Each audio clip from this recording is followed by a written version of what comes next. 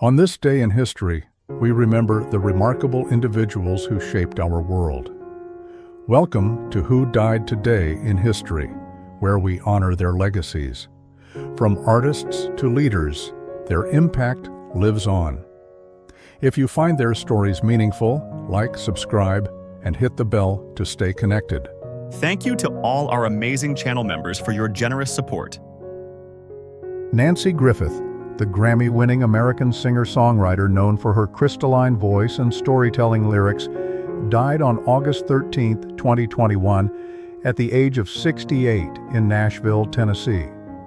The cause of death was not publicly disclosed, reflecting her lifelong preference for privacy over spectacle. In an era when celebrity culture often magnified personal struggles, Griffith's quiet passing underscored her resistance to the commodification of personal tragedy. She chose, in life and death, to let her work, not her misfortunes, define her. Griffith emerged in the late 1970s and 1980s, a time when the lines between folk, country, and pop music were shifting. Her songs often carried the values of her era's folk revival: empathy, authenticity, and a deep connection to working-class life. She told stories about small towns, heartbreak, and resilience, giving voice to lives often overlooked in mainstream music. Her death, while peaceful, carried symbolic weight. It marked the fading of a generation of singer-songwriters who bridged the gap between traditional American folk and modern popular music. The immediate impact of her passing was most strongly felt in the folk and Americana communities.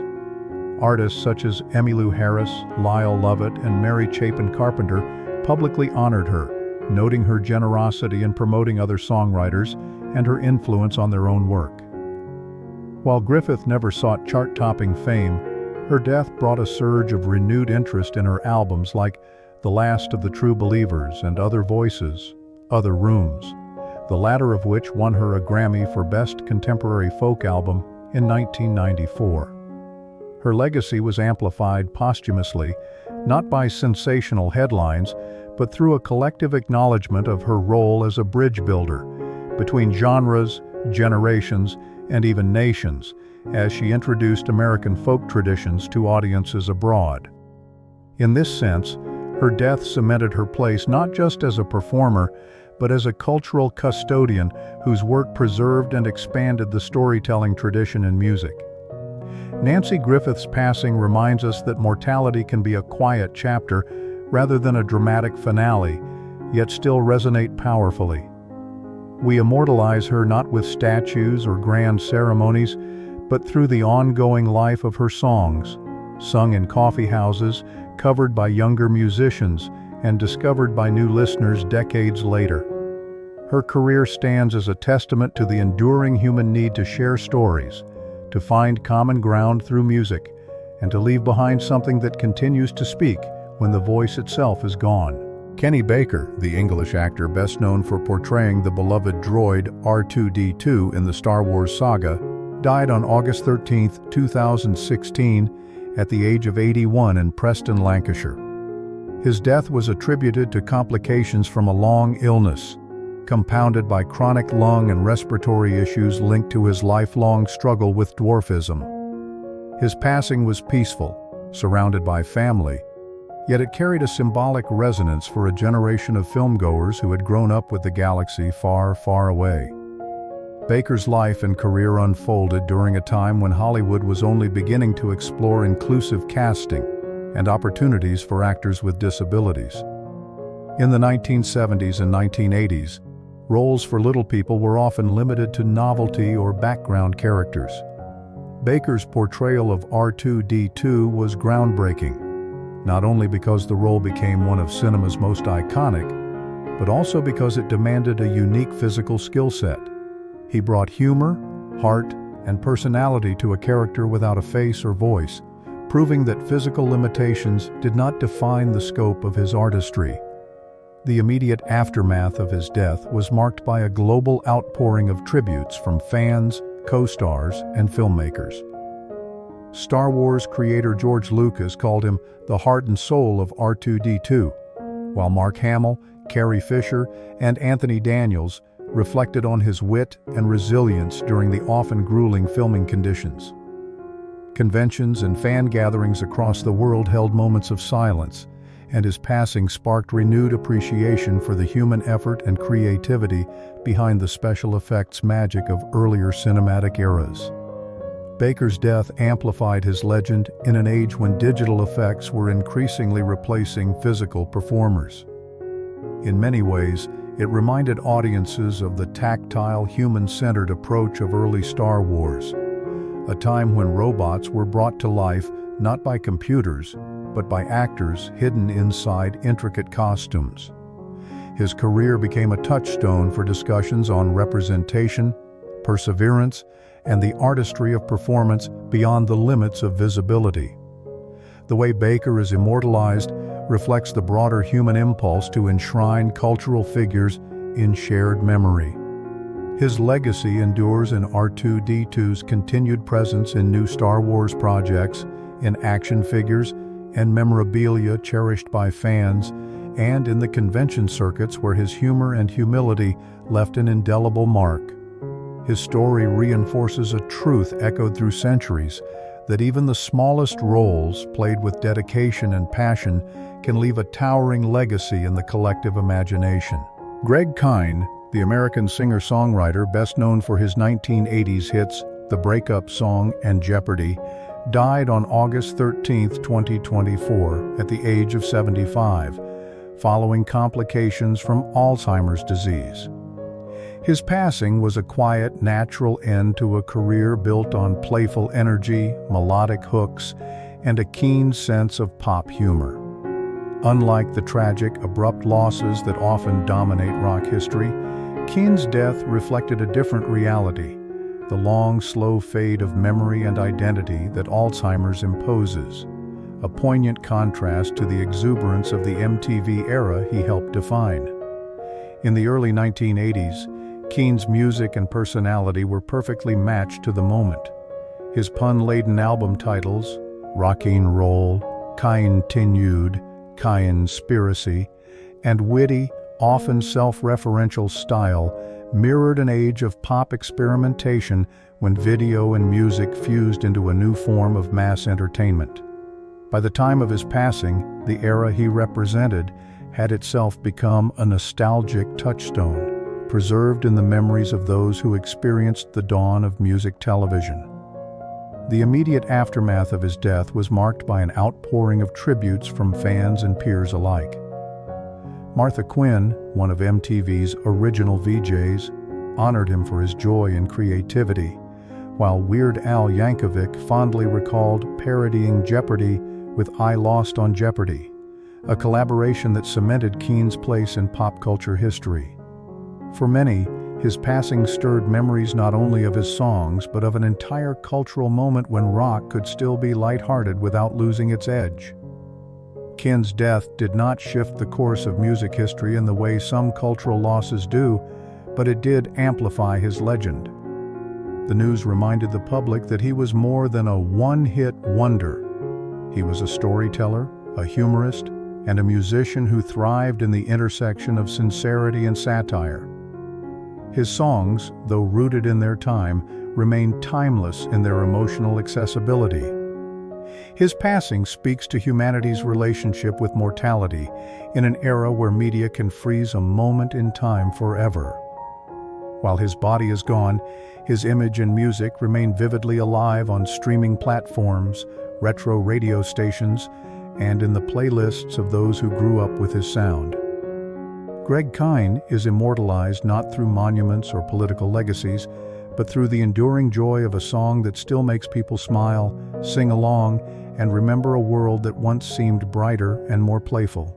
Jim the Anvil Neidhart, the powerhouse professional wrestler and beloved member of the Hart Foundation, died on August 13, 2018, at the age of 63. His death was the result of complications from a seizure that caused him to fall and sustain a fatal head injury at his home in Florida. While accidental in nature, it also reflected the quiet, lingering toll of a lifetime spent in a physically punishing profession. Like many wrestlers of his generation, Neidhart lived in an era when the entertainment spectacle often overshadowed the dangers that performers endured, both in the ring and in the years that followed. Neidhart's wrestling career thrived in the 1980s and early 1990s, a time when the World Wrestling Federation, now WWE, exploded into mainstream pop culture. Known for his immense strength, signature goatee, and infectious laugh, the Anvil paired with his brother-in-law Bret the Hitman Hart to form one of wrestling's most celebrated tag teams. Together, the Hart Foundation embodied a mix of raw power and technical skill, capturing the imagination of fans worldwide. His persona mirrored the era's appetite for bold characters and larger-than-life heroes, a form of athletic theater that blurred the line between reality and performance. The immediate aftermath of his death was met with deep sorrow from the wrestling community. Bret Hart shared a heartfelt tribute, calling Neidhart not just a teammate, but a brother. WWE honored him with video packages and remembrances, and younger fans, who may have known him primarily as the father of WWE star Natalya, gained a fuller appreciation of his legacy. His passing also sparked discussions about wrestler health and safety, a topic that continues to resonate as the industry grapples with the long-term effects of concussions, physical strain, and mental health challenges. Neidhart's death amplified his legend in a bittersweet way. While he was already respected as an in-ring performer, the flood of tributes re-established his role as a cornerstone of tag team wrestling history. Fans revisited classic Hart Foundation matches, remembering the chemistry and charisma that made them unforgettable. Ultimately, his passing underscores humanity's tendency to preserve the vitality of public figures in memory, even as their real lives end with vulnerability and fragility. Neidhart lives on in highlight reels, action figures, and the hearts of fans who still chant his name. Through wrestling documentaries, Hall of Fame inductions, and the continued success of his daughter Natalya, Jim the Anvil Nightheart remains immortalized, a reminder that even in a sport built on scripted battles, the impact of a life well lived is entirely real. Marian Martin, a glamorous screen actress of Hollywood's golden age, passed away on August 13, 1985 at the age of 76. Her death was from natural causes, the quiet end to a life once illuminated by the dazzle of the silver screen. In a sense, her passing reflected the challenges faced by many stars of her era, women whose careers were often shaped by the rigid studio system, the fickle nature of fame, and the limited roles available for aging actresses. By the time of her death, Martin had been long retired, living away from the spotlight, a fate common to many performers whose fame peaked in the 1930s and 1940s. Martin's career flourished during the height of Hollywood's studio era. She was celebrated for her blonde beauty, elegance, and a knack for playing socialites, glamorous foils, and comedic roles in films such as Invisible Woman, 1940, and His Butler's Sister, 1943. While she may not have reached the enduring star power of contemporaries like Carole Lombard or Jean Harlow, she carved out a memorable niche in an industry that demanded both adaptability and charm. Her on-screen image mirrored the values of her time, where glamour was a commodity, and women were often typecast into roles that reinforced societal ideals of sophistication, allure, and domesticity. The immediate aftermath of her death did not spark national headlines or global mourning.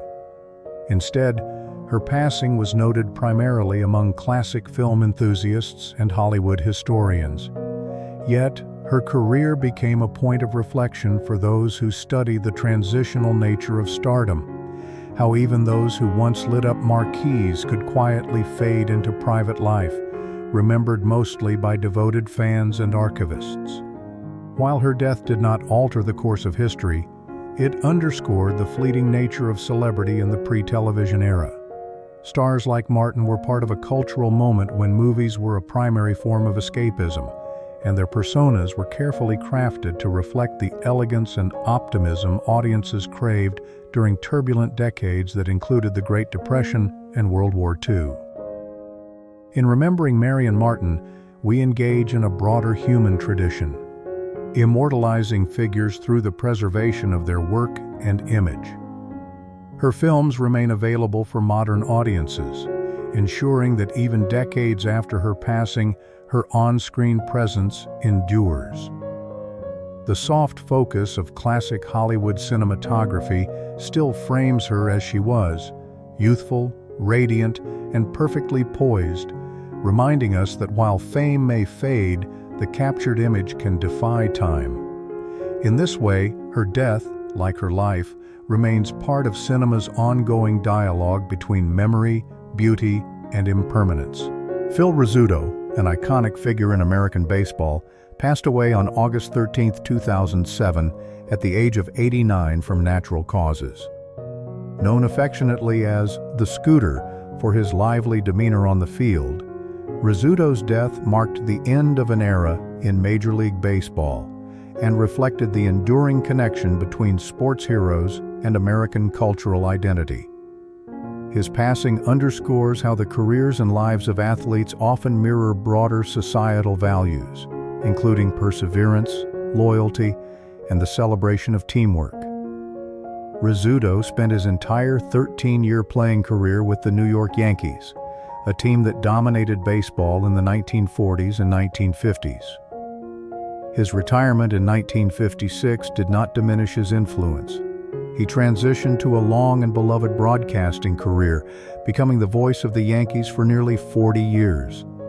His death, therefore, represented not just the loss of a former athlete, but of a bridge to a golden age of baseball, a time when the sport embodied both entertainment and communal identity in post-war America. Rizzuto's life and death highlight the challenges athletes faced in an era before astronomical salaries and modern sports medicine, where dedication, discipline, and public admiration were both reward and expectation. The immediate response to Rizzuto's passing reflected the deep emotional connection fans had with him. Tributes poured in from former teammates, broadcasters, and baseball aficionados who remembered him not only for his skill as a shortstop, but for his character, humor, and accessibility. His death amplified his legend, reinforcing the image of Rizzuto as a symbol of loyalty and humility, qualities increasingly romanticized in the contemporary sports landscape. Commemorations included moments of silence at games, stories in sports media, and reflections on his dual legacy as a player and broadcaster, which helped solidify his place in baseball's collective memory.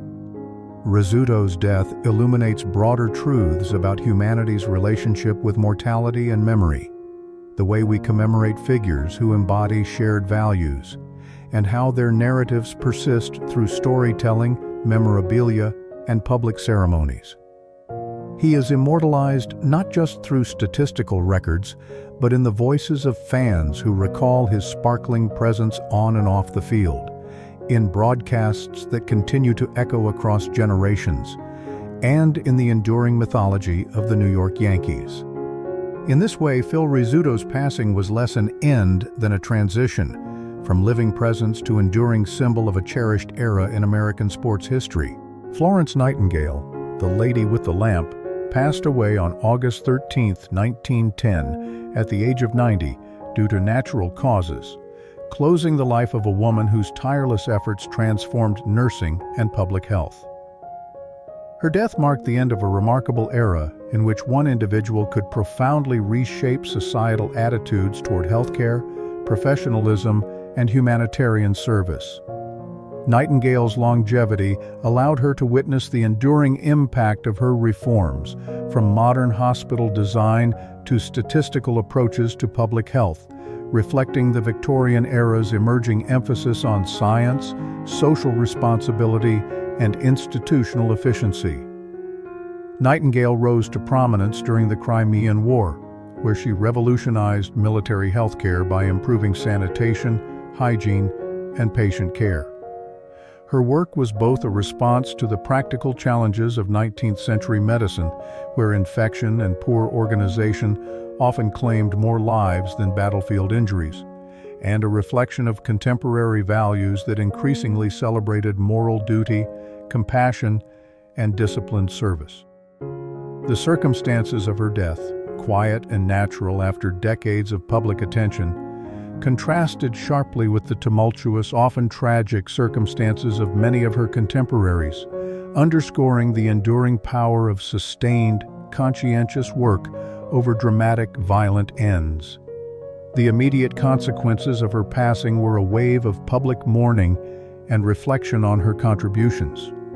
Tributes in newspapers, professional journals, and public ceremonies highlighted not only her historical achievements, but also her symbolic role as a moral exemplar, inspiring countless nurses and reformers across the globe. Her death amplified her legend, reinforcing the narrative of Nightingale as a pioneering force in both medicine and social reform. Hospitals, nursing schools, and public health initiatives increasingly invoked her name as a standard of excellence, solidifying her posthumous influence. Florence Nightingale's life and death illuminate humanity's complex relationship with mortality, memory, and societal ideals. We commemorate her through statues, biographies, and the continued reverence of International Nurses' Day, celebrating her as both historical figure and enduring symbol of service, innovation, and ethical leadership. Through these commemorations, Nightingale's legacy transcends her mortal existence, illustrating how society immortalizes individuals whose lives intersect with broader cultural values, shaping professional fields, public policy, and collective memory for generations.